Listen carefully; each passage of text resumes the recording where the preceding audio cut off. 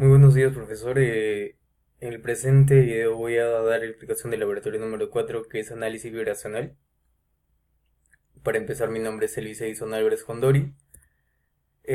Para comenzar, siempre en toda labor se debe dar una charla de seguridad en donde debemos identificar los peligros que vamos a estar sometidos en el presente laboratorio, y identificar los factores con una criticidad más alta, ¿no? Y determinar qué parámetros de seguridad debemos aplicar para minimizar todo esto.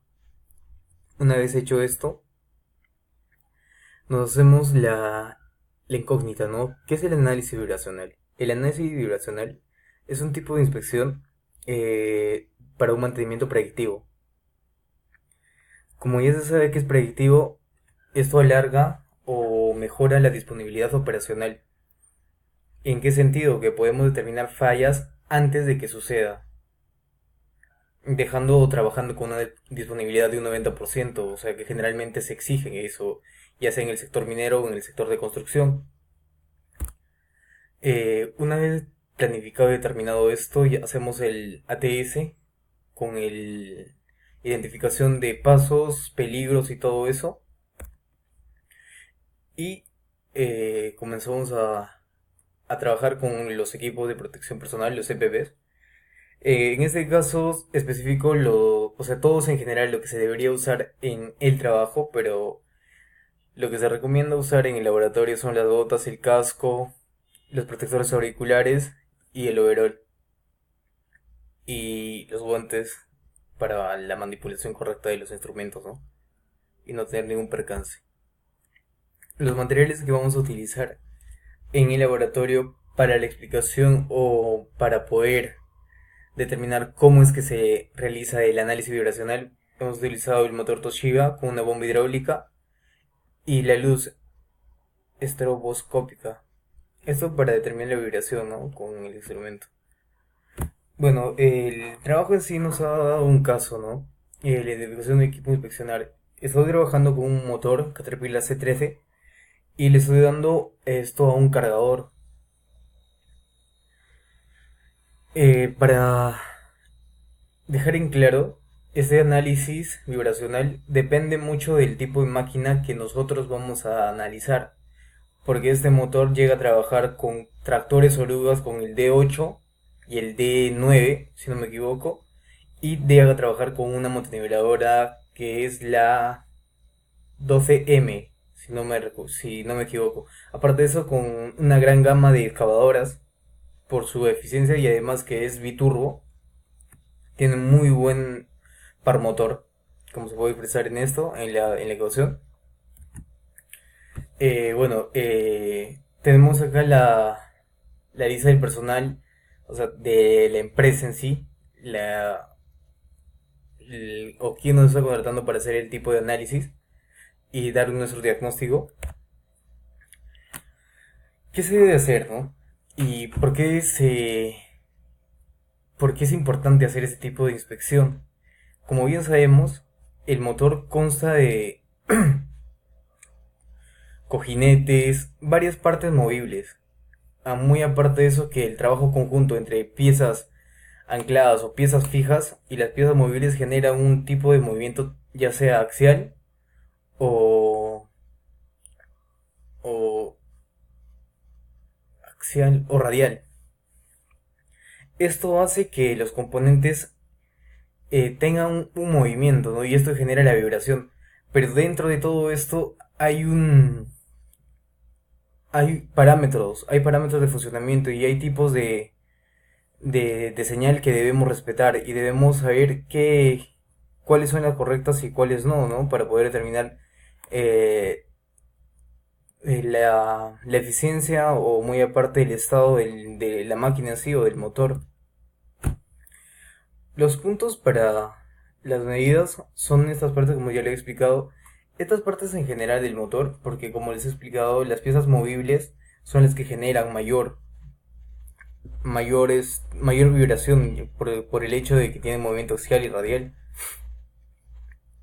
Se identifican los puntos donde se recomienda hacer en el motor, más no en la máquina.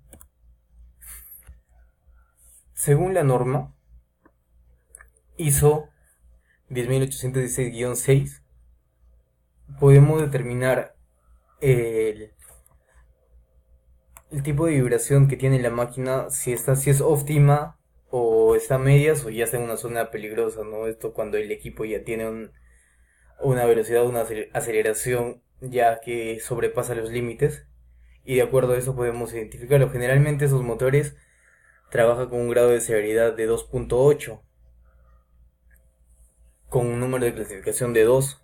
O sea, regularmente se mantiene en eso, pero puede llegar hasta trabajar con un grado de severidad de un 11%, de un 11, ¿no? Y, o sea, ahí es el tope, porque una vez llegado al punto D, como si fuera el caso, muy aparte de dañarse el equipo, el daño incrementa a medida que vamos trabajando. Si bien comienza en el motor, el desalineamiento que va a tener va a ser en todos los componentes, ya pasando al embrague, dañando el plato opresor. Después de eso, la transmisión de flujo va a ser un poco, o sea, va a comenzar a dañar la transmisión. Y esto conlleva también al desgaste de engranajes prematuros. Y así, o sea, el flujo de daño va a comenzar a incrementarse. Tanto hasta llegue el caso de llegar a una ruptura, ¿no? El caso que se diese. Lo que sí quería enfatizar un poco es en este tipo de señal, donde se puede ver cómo está, en qué está en velocidad versus la frecuencia. Como se puede observar, hay un pico, sí, pero de ahí de esto llega a normalizarse. Esto se da en un arranque, ¿no? En un arranque siempre hay un pico de vibración porque está estático y de un momento a otro comienza a tener funcionamiento, ya sean componentes que son, como les he explicado, fijos, o los móviles comienzan a tener contacto o comienza a comenzar a pasar flujo, ¿no? O flujo de transmisión o par motor, y es por eso que se ve ese pico. Y siempre debe llegar a un punto donde llegue a la horizontal o la amplitud se minimice.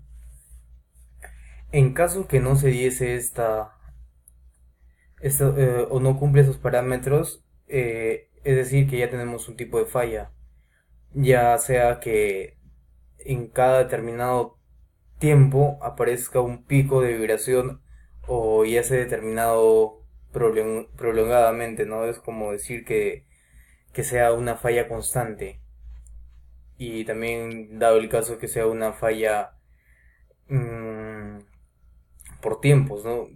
O puede ser que el caso en cambio de marcha, de segunda a quinta funcione recontra bien, y cuando ponemos en primera la vibración va a ser muy excesiva porque el par motor va a ser tanto que no va a saber por dónde distribuirse. Entonces la vibración es un tipo en donde el motor puede expulsar ese sobreesfuerzo que tiene, ¿no? Y como los componentes ya están un poco dañados o desalineados, comienzan a vibrar.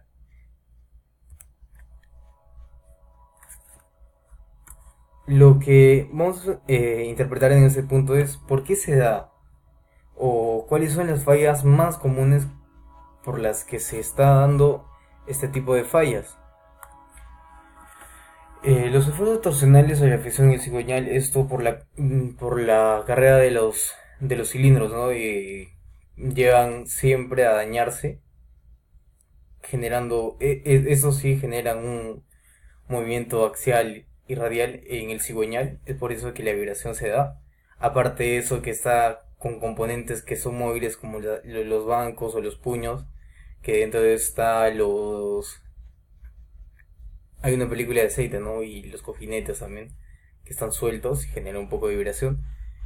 Fuerzas y momentos de inercia. En esos momentos de inercia es donde se generan un poco los picos de vibración, porque aprovechan o sea, esos momentos, ¿no? Aprovechan eso para comenzar a liberar la vibración o el par motor que está con sobreesfuerzo.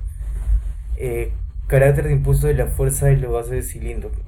Claro, o sea, cuando cambia o la relación de combustible con oxígeno es demasiada, va a generar o sea, va a generar que la combustión sea excesiva, o sea, sea mayor a la capacidad del cilindro o a la cámara de combustión. Entonces esto va a generar un sobreesfuerzo y va a hacer que el pistón llegue a bajar con una fuerza, generando un movimiento en el motor.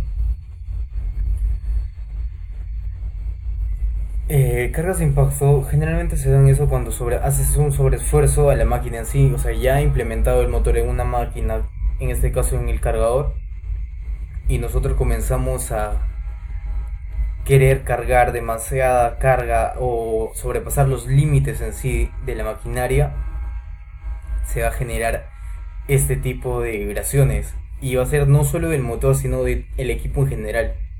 Entonces, si el esfuerzo va a ser neta, o va a ser global de todo el componente, los daños no solo van a afectar al motor, sino van a afectar en sí, ya sea al chasis, al implemento de trabajo, a otros sistemas, y la falla va a ser un poco más abrupta y las fallas también van a ser un poco más costosas.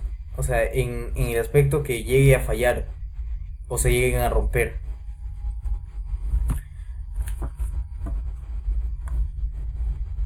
Bueno, el análisis y la conclusión. Ya he enfatizado el tipo de señal que se debe obtener, y en este caso nos arroja ese tipo de gráfica, es decir, que nuestro motor se encuentra óptimo. Aparte de eso, se encuentra en la zona verde. Eso identifica que no es que sea nuevo o esté puesto en marcha, sino que los mantenimientos que se llegan a dar están o surten efecto, ¿no? Es por eso que el motor se mantiene dentro de las vibraciones, ya que sabe los componentes, los rodamientos y todo eso se están respetando sus horas de trabajo y su mantenimiento también, o ya sea que sus horas de trabajo y los cambios se están dando correctamente.